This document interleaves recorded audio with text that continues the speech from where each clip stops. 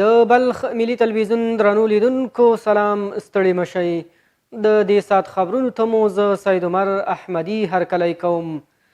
په بلخ ولایت کې تازه د پنبې د پروسس تولیدي کارخونې په کار پیل وکړ. دغه کارخونه په 3 جریبه ځمکه باندې د 3 لکه امریکایي ډالرو په لګښت جوړه شوې. مسؤلان وایي دغه کارخونه په 40 ساعتونو کې 90 ټنه پنبه پروسس کوي.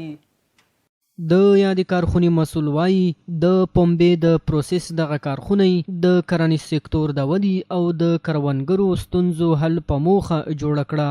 نوموړي زیاته کړه چې دغه کارخونه په 3 جریبه ځمکه د 3 لکه امریکایي ډالرو په لګښت جوړه کړي چې په 40 ساعتونو کې 90 ټنه پنبه پروسس کوي. روزانه تولید فابریکه ما 2.5 بخار میشه که در حدود 60 تن میشه. 60 تن روزانه تولید داره. اگر ما ضرب 2 کنیم د 90 میرسه. په همدې حال کې د بلخ ولسوالۍ ښاروال دغه تولیدي کارخانې له جوړېدو خوښي وښوده. هغه وویل دا 4مه تولیدي فابریکه ده چې په بلخ ولسوالۍ کې یو بل پسې جوړیږي. تجاران نه خواهش لرو چې هغه راسي په دې بلخ ولسوالۍ کې یا په دې مملکت کې راسي سرمایه ګزاري وکړي ترڅو چې دا زموږ وطن خپل خودکفا سي. یعنی بل چاته موږ مجبور نسو، همسایگان ته موږ مجبور نسو چې دا همسایگانو موږ واردات صادرات یا واردات وکړو دا غونه خپل وطن ته راوړو. په همدې حال کې د بلخ ولایت یو شمېر کروندګرو د کرنیز سکتور د ودې او اقتصادي پیاوړتیا په برخه کې دا مهمه لاسته راوړنه وښوده. ما بسیار دهقانا خوش هستیم و برای ما بسیار جای افتخار است که ما این یک شرکت بسیار به نزدیک برای ما نزدیک فعال شد. ما تقریبا یک 20 نفر در شرکت کار میکنیم، دست به کار هستیم. روزی حلال در خانه میبریم، در فرزندان خود، در اولاد خود. ما بسیار خوش هستیم از این شرکت ها، از این فابریکا که در ولسوالی بلخ جوړ شده. د یادونې وړ ده په بلخ ولسوالۍ کې د پنبې د پروسس دا 4مه تولیدي کارخونه ده چې یو بل پسې په دې ولسوالۍ کې جوړیږي. د بلخ په نهرشاهي ولسوالۍ کې په 1000 تنه بزګرانو اصلاح شوي تخمونه او کیمیاوي سره وویشل شوه. د نهرشاهي ولسوالۍ د کرنې امیر وایي چې د کروندګرو کرنیزو تولیداتو ډیروالي او د هغوی ستونزو حل په موخه یې دغه کیمیاوي سره او اصلاح شوي تخمونه وویشل. د حقینو څخه زموږ دا خواهش دی چې دا په زراعتي کښتو کې یو ښه استفاده ځینې وکړي چې دې څخه سبا آینده ته نور مسلمانان دې تخم سره استفاده وکړي.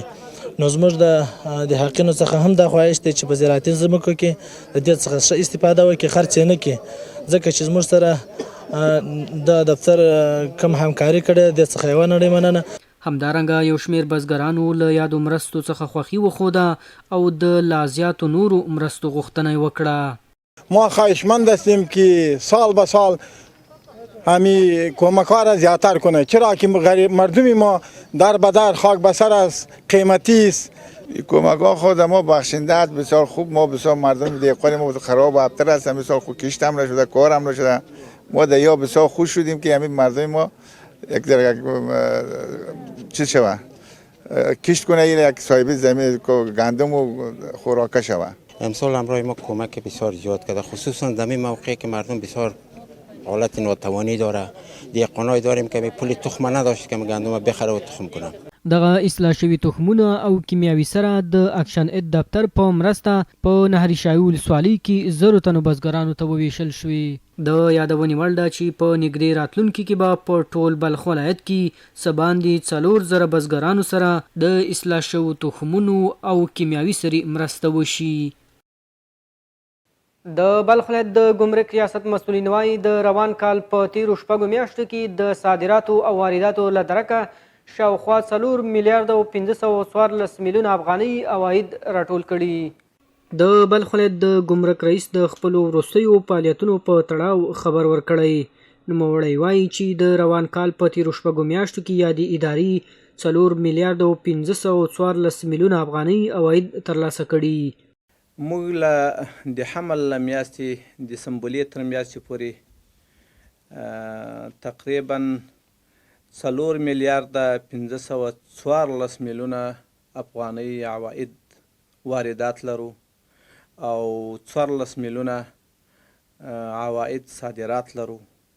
نوموړی زیاتوي چې دغه ترلاسه شوي عواید د تجارتي مالونو د وارداتو او صادراتو له درکه راټول کړي. همدارنګه هغه زیاته کړه چې سوداګرو ته یې ټولې لازمي اسانتیاوې برابرې کړي او 24 ساعته سوداګرو، پانګوالو او خلکو ته خدمات وړاندې کوي. چې موږ دلته په دې عزم و اراده یو چې موږ 24 ساعت د دې تجارانو لپاره کار وکوو. خپلو کارمندانو ته مو دا توصیه کړې ده چې 24 ساعت په کار کوئ. نو له تجارانو مو خاصه غوښتنه ده چې دوی هم را سره په همغږي باندې 24 ساعت کار وکوي ترڅو موږ بازار ته د بلخ بازار ته او د سمت شمال ته ډیر څه عرضه کو.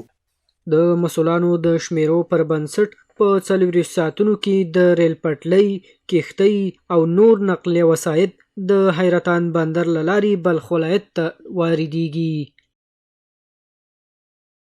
درنو لیدونکو دا و د دې ساعت خبرونه. تر بیا مو الله مل ښه وخت.